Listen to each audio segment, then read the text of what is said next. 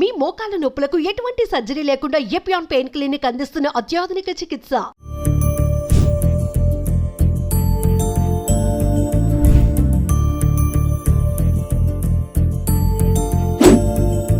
హైదరాబాద్లో దిండిగల్ ప్రాంతంలో cement, iron, concrete ఈ మూడు లేకుండా ఇళ్ళను ఎప్పుడైనా కట్టడం చూసారా?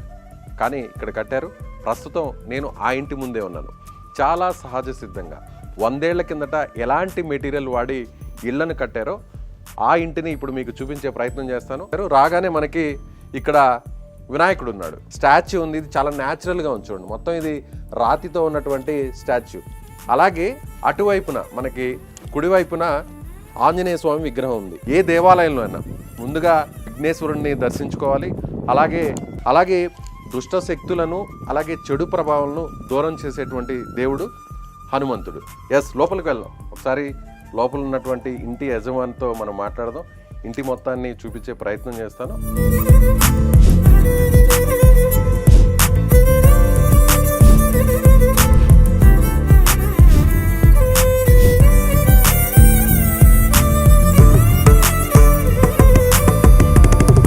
నమస్తే అండి మేడం.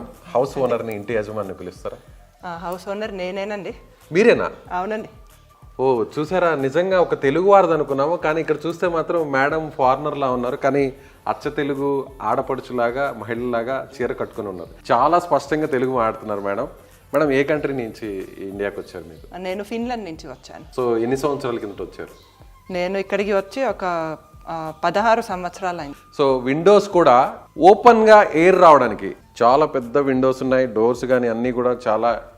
అలాగే కర్టన్స్ కూడా రకరకాల డిజైన్స్తో కర్టన్స్ ఉంటాయి. కానీ చాలా సింపుల్గా పాతకాలంలో ఏ విధంగా సిల్క్తో ఆ క్లాత్ను వాడతారో అలాంటి సింపుల్గా కర్టన్స్ ఉన్నాయి.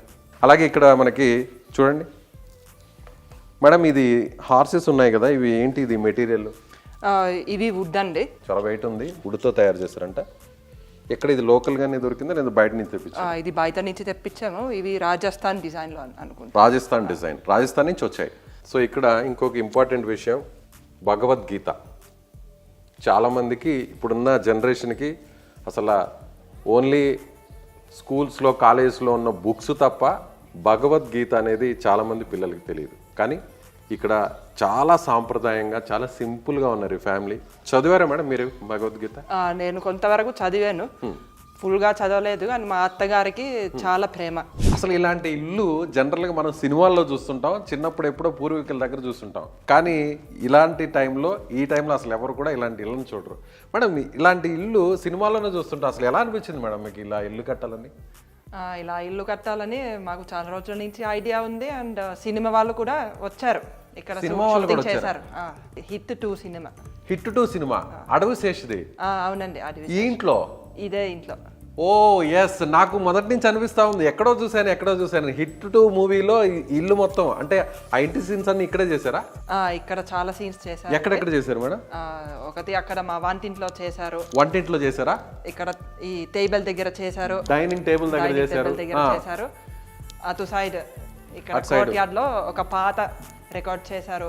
సాంగ్ కూడా ఓకే. హిట్ 2 మూవీలో ఉండే సాంగ్ అంతా కూడా ఇక్కడే షూట్ చేశారు. ఊరికే సాంగ్ ఉంది చూసారా? ఆ సాంగ్ మాత్రం ఇక్కడే షూట్ చేశారు. ఎన్ని రోజులు షూట్ చేశారు మేడం? ఒక 10 రోజుల వరకు చేశారండి. అంటే ఇంటిని చూశాక వాళ్ళకి ఇక్కడే తీయాలనిపించిందా, లేదంటే మీరేమన్నా వాళ్ళకి ఫొటోస్ పంపించడం అలా జరిగింది? డైరెక్టర్ ఆయన లేదా ఆయనకి తెలిసిన వాళ్ళు ఇక్కడ చుట్టుపక్కల డ్రైవింగ్ లో ఉంటే వాళ్ళకి రోడ్ మీద నుంచి ఇల్లు కనబడింది. వాళ్ళు వచ్చి కనుక్కున్నారు ఇది ఏంటి, ఇల్లు ఎలా ఉందో. ఆ తర్వాత వాళ్ళు ఫొటోస్ తీసి వాళ్ళ సినిమా వాళ్ళకి చూపించారు. ఇలా ఈ ఇల్లు ఉంది, ఇలా కొంచెం స్పెషల్ టైప్. ఆ తర్వాత మళ్ళా డైరెక్టర్కి ఇంట్రెస్ట్ పుట్టింది ఇక్కడ షూటింగ్ చేయాలని, శైలేష్ కొలన్ గారికి. ఓకే, మరి హీరో, హీరోయిన్ అందరూ, డైరెక్టర్స్ అందరూ ఇక్కడే ఉన్నారు? ఇక్కడే ఉన్నారా? అంటే వాళ్ళు పొద్దున్న వచ్చి సాయంత్రం వెళ్ళేవారు. మేడం ఈ డిజైన్ అంతా మీరు మీ ఇష్టంతో కట్టారా, లేదా సార్ ఇన్వాల్వ్మెంట్ ఏమైనా ఉంటుంది? ఇది మొత్తం సార్ ఇన్వాల్వ్మెంట్ అండి. సారే డిజైన్ ఇచ్చారు. ఆ తర్వాత మా ఆర్కిటెక్ట్ ఇలాంటి ఇల్లు చాలా సంవత్సరాల నుంచి ఆయనకి కట్టాలని ఉండింది. ఇంకొక విషయం ఏంటంటే ఇక్కడ లోపలికి వస్తుంటే నేను చల్లగా ఉంది కాళ్ళకి.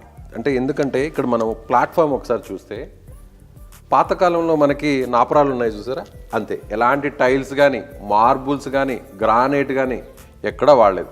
100 ఏళ్ల కిందట వాడేటువంటి ప్లాట్ఫామే ఇది. సో మరొక విషయం ఏంటంటే, రాగానే ఇక్కడ మనకి ఒక రాతి స్తంభం కనిపిస్తుంది. మొత్తం స్టోనే, ఇది కంప్లీట్గా స్టోనే.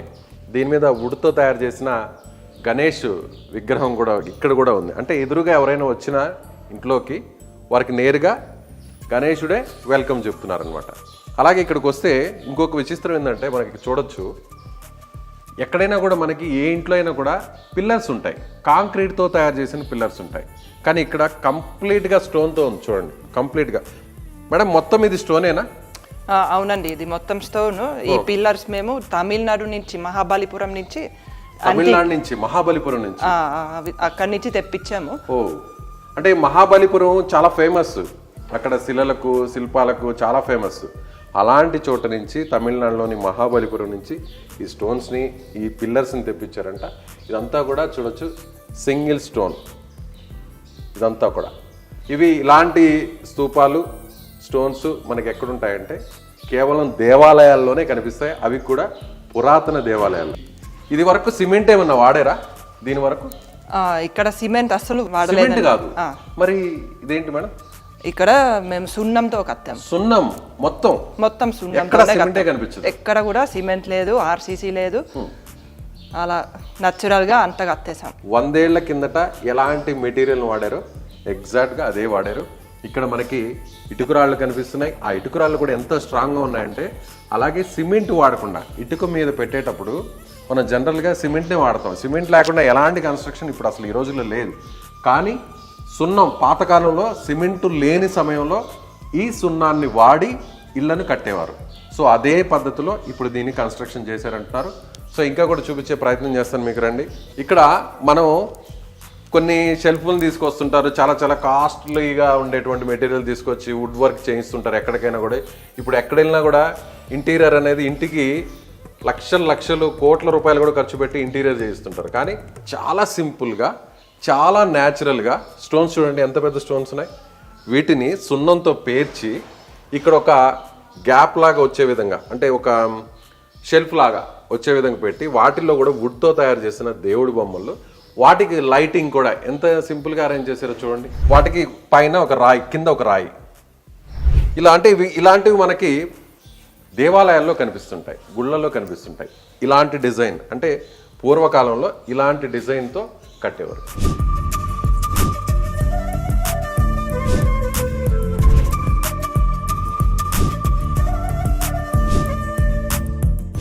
ఈ కాంక్రీట్ లైఫ్లో మనకి చిన్న చిన్న విండోస్ ఉంటాయి.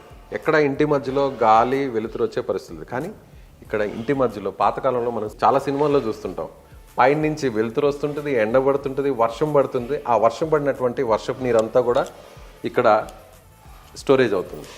ఆ స్టోరేజ్ అయిన వాటర్ తర్వాత బయటకు వెళ్ళడానికి కూడా ప్రత్యేకంగా కొన్ని ఏర్పాట్లు చేశారు. మీ పిల్లలు ఇక్కడ ఆడుకుంటుంటారు మేడం వర్షం వస్తే? చాలా ఆడుకుంటారు. ఎంతమంది పిల్లలు ఉన్నారు మేడం మీకు? 4 పిల్లలు ఉన్నారు. ఏం చేస్తుంటారు పిల్లలు? మా పెద్ద పాప ఇప్పుడు 11th లో చదువుతుంది, రెండో పాప 10th, మా బాబు 7th లో.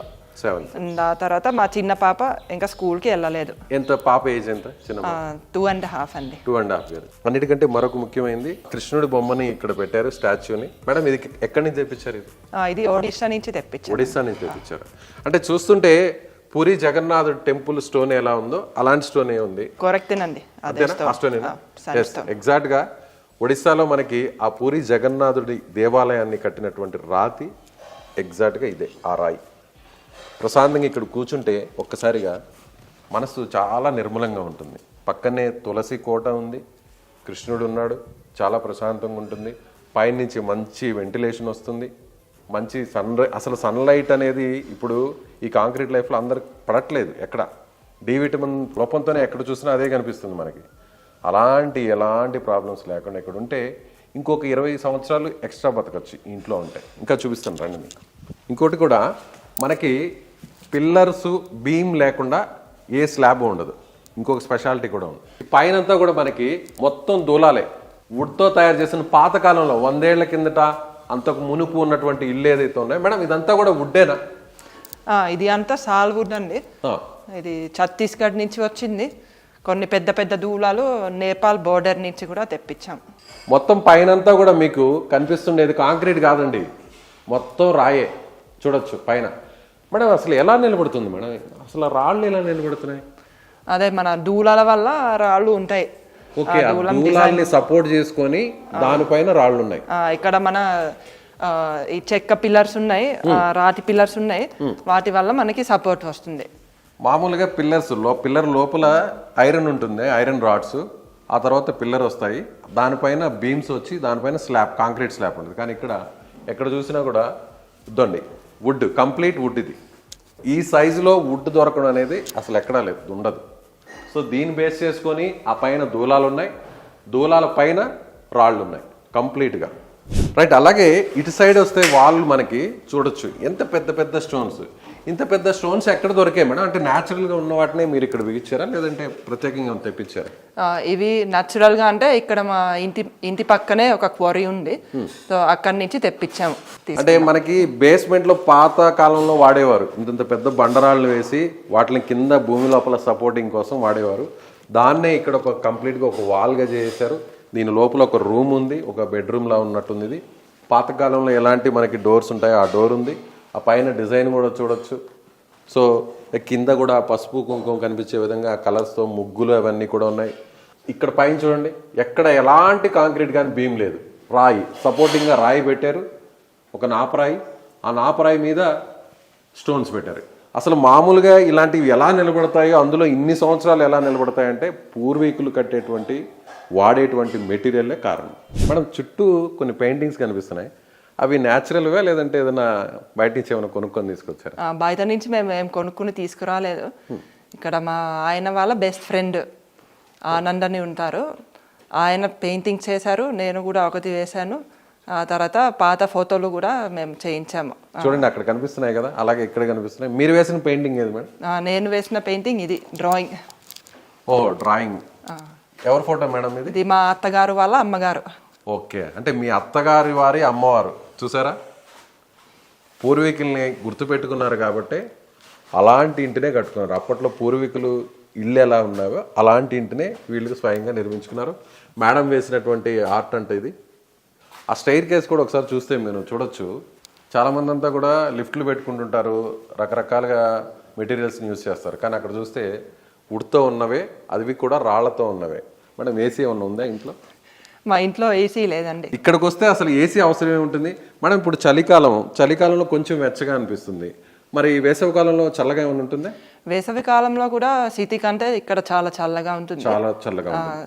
బయట ఇళ్ళకి ఈ ఇంటికి టెంపరేచర్ ఎంత డిఫరెన్స్ ఉంటుంది? టెంపరేచర్ అదే, ఇప్పుడు మనం ఏసీ లేకుండా ఒక మామూలు ఇల్లు చూస్తే ఇక్కడికి అక్కడికి ఒక ఈజీగా ఒక 10-15 డిగ్రీస్ డిఫరెన్స్ ఉండొచ్చు. సో ఎక్కడ చూసినా మనకి పొల్యూషన్, కానీ ఇక్కడ అవేమీ కనిపించదు. ఎయిర్ పొల్యూషన్ ఉండదు, సౌండ్ పొల్యూషన్ ఉండదు, చాలా ప్రశాంతంగా ఉంది. ఇంట్లోకి రాగానే నడుస్తుంటే నాకైతే కాళ్ళకి ఆ రాతి నుంచి వచ్చేటువంటి ఆ చల్లదనం, ఆ స్పర్శ చాలా స్పష్టంగా, అంటే ఫుట్ నుంచి నాకు పాదాల దగ్గర నుంచి బ్రెయిన్ వరకు తెలుస్తుంది. నిజంగా అప్పట్లో పూర్వీకులు ఎందుకని ఇలాంటి ఇళ్లను కట్టేవారో, కట్టిన తర్వాత వారు ఎంత ఆరోగ్యంగా ఉంటారనేది ఈ ఇంటిని చూస్తే అర్థమవుతుంది. నిజంగా thank you madam, thank you so much. మీకు ఇంత మంచి ఇంటిని నాకు చూడడం నాకు చాలా ఆనందంగా ఉంది. అలాగే మా వ్యూవర్స్ కూడా, సుమన్ టీవీ వ్యూవర్స్ కూడా చూపించడం చాలా సంతోషంగా ఉంది. అదే మీకు సంతోషంగా ఉంటే నాకు చాలా సంతోషం, వచ్చినందుకు చాలా థ్యాంక్స్ అండి. ఇలాంటి ఇళ్లలో ఉంటే ఎంత మనసు హాయిగా ఉంటుందో, నాకు ఇక్కడ కేవలం ఒక 1 అవర్ ఉన్నందుకే నాకు చాలా హ్యాపీగా ఉంది. ఆ ఫీలే మారిపోయింది నాకు. సో ఇది ఈ ఇల్లు చూశాక మీకేమనిపిస్తుంది? ఇలాంటి ఇంటిని ఎప్పుడైనా మీరు చూసారా? చిన్నప్పుడు మీరు ఇలాంటి ఇళ్ళలో ఎప్పుడైనా ఉన్నారా? ఉంటే ఖచ్చితంగా కామెంట్ చేయండి. అలాగే లొకేషన్ కూడా చెప్పండి. ఆ ఇంటిని మేము కూడా వచ్చి హోమ్ టూర్ చేసే ప్రయత్నం చేస్తాం. Thank you.